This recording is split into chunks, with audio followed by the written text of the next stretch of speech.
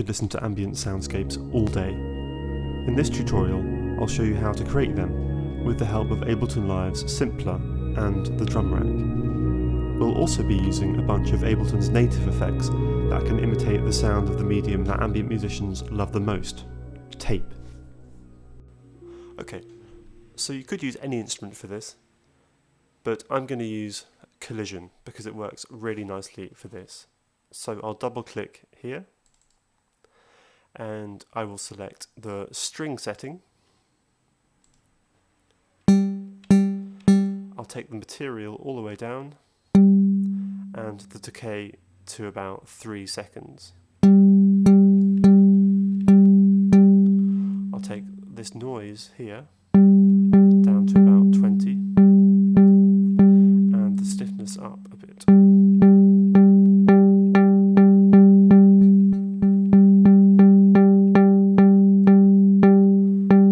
Okay, I'll take the brightness down.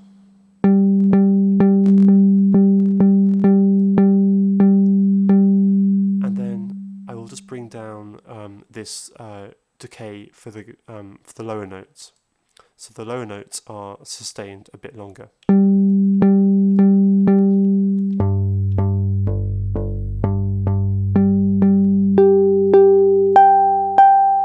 So now all the notes are kind of sustained an equal length across the spectrum of notes.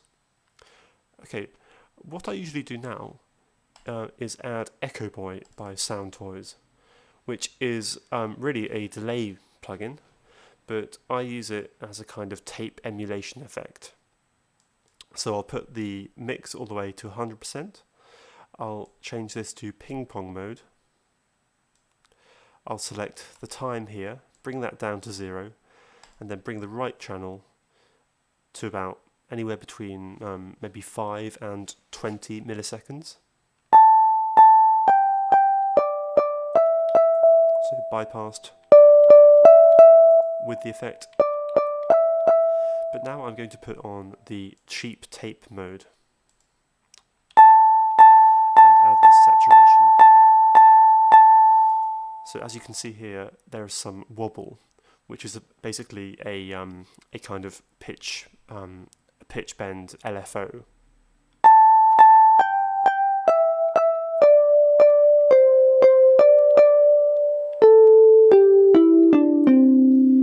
Okay, but if you don't have this, what you can use, if I just switch that off, and I'm going to add some frequency shifter. I'll select the sample and hold wave, and I'll move that to about 5 Hertz. And I'll increase the rate to somewhere, just over 2.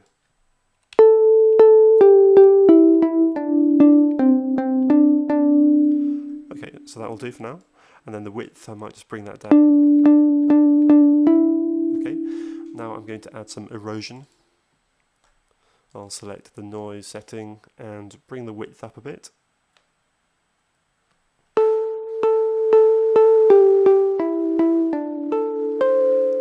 So this kind of emulates tape erosion that you sometimes get. And yeah, so really just use your ears to adjust this to how you want it to be. It's going to be different to everyone. There's no one-size-fits-all approach. So now I'm going to add some saturation. I might use the sinoid fold and just play around with the settings here.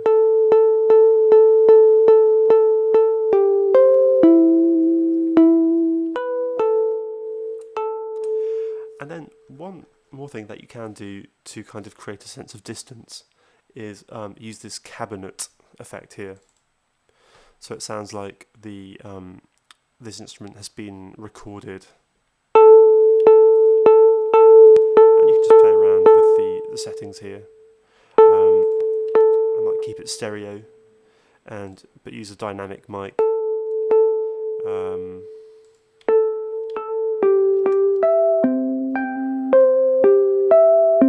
So it sounds like it's recorded far away. And without so much bass.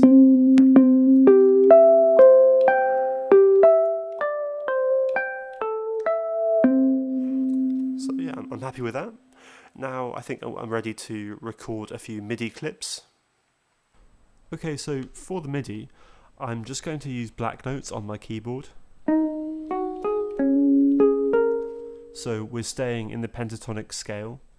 If you just use white notes on your keyboard, then you'll be staying within the C major scale. So there's a choice of 7 notes. The pentatonic, there's only 5 notes, hence pent. You can also go onto the MIDI effects rack here and select scale and go down and select C major or pentatonic. That's if you're really unsure about music theory, but it really helps to keep all the notes within one scale or mode. So I'm going to record about 3 or 4 MIDI clips, and these can be on the grid or off the grid. I'm not going to use the metronome at all, so it's going to be completely unsynced.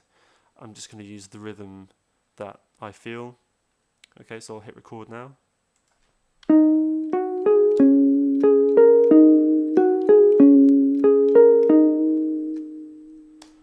So that's my first one. Now I'll use a different octave maybe.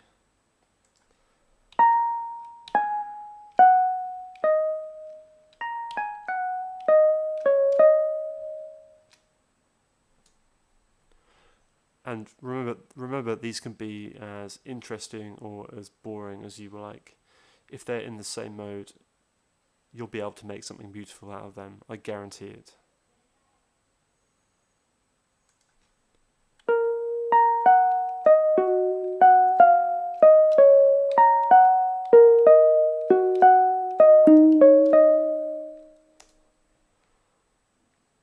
Now I did actually play a note that wasn't from the pentatonic scale there. The F, that was a mistake actually, so I'll just change that. Where is it?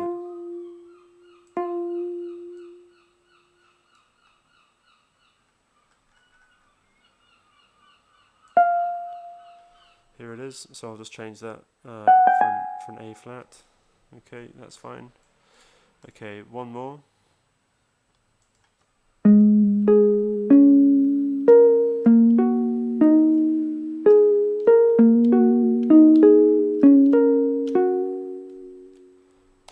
Okay, so there are some really quite boring MIDI clips, but we're going to make them beautiful.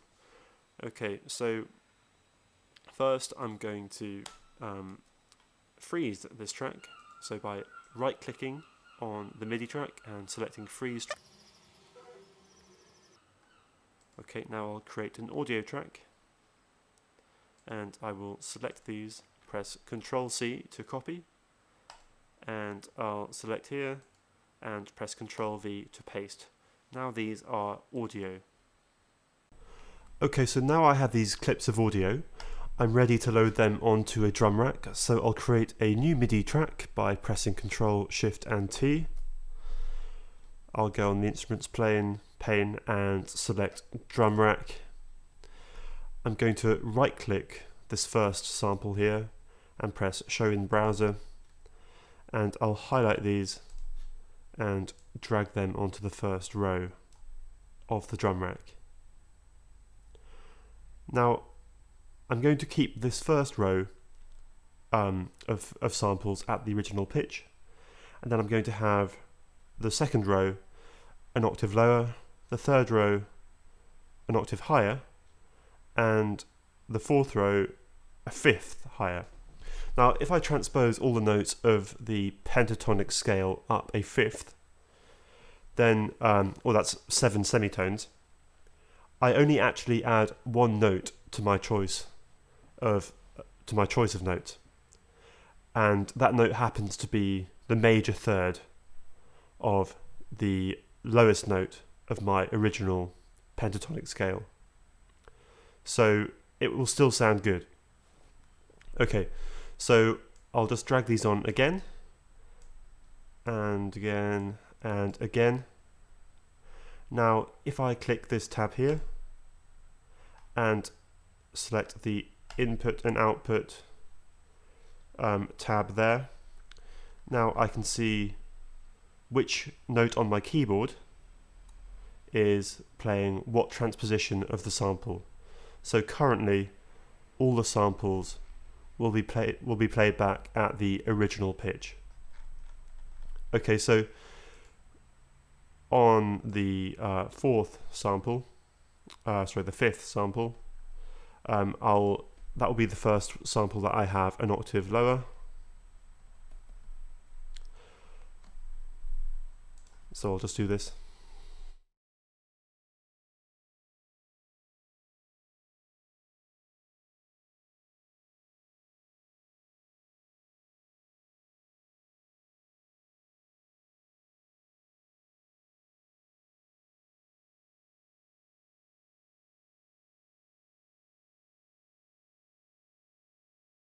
Next thing we need to do is change every single sample in our drum rack to classic mode, and we'll increase the attack to 4000 milliseconds, the decay to 4000, and the release to 4000, and we'll keep the volume at -12, the loop mode on, snap mode on, re-trigger on. Later on we will actually change this warp mode and the warp type.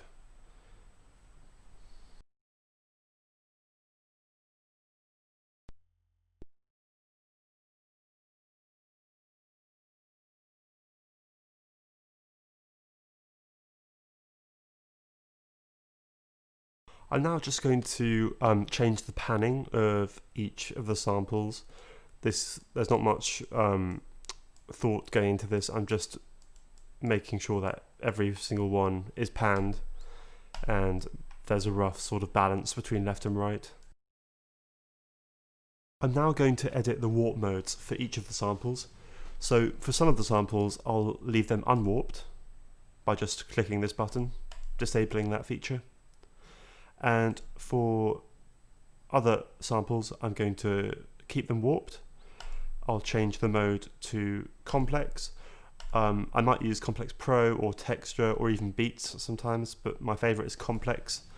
And then so I'll add some time stretching, so I might make it half the speed or a quarter of the speed even. And I'll do something different for each of the samples.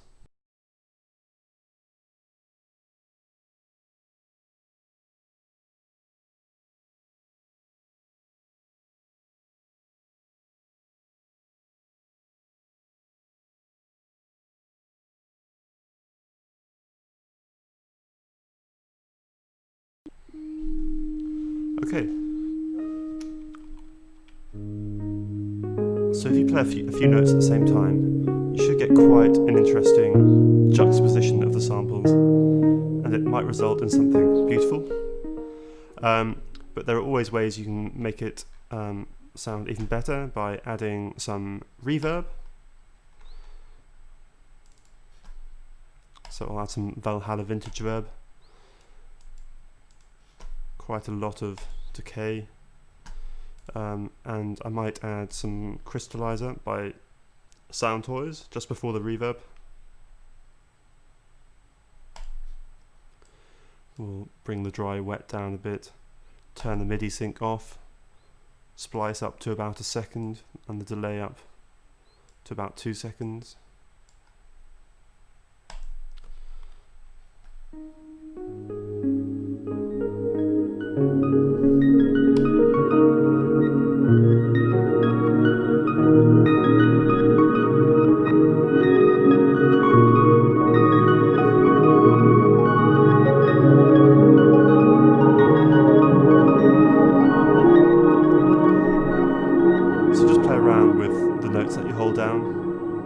And you might get lucky and stumble across something really lush and beautiful, and you can use this for creating an ambient soundscape in your tracks.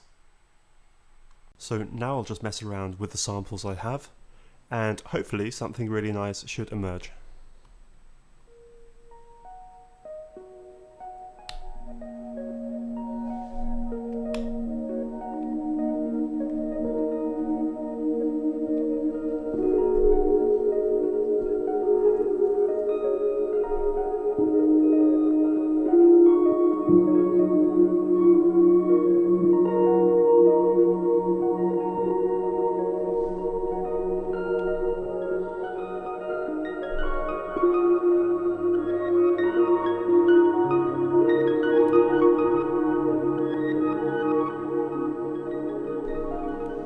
I hope this tutorial has been of use to you and that it helps you compose in an ambient style. Please like this video if it was useful, and feel free to leave a comment and subscribe to my channel. Thanks for watching, and I'll see you again at the next tutorial.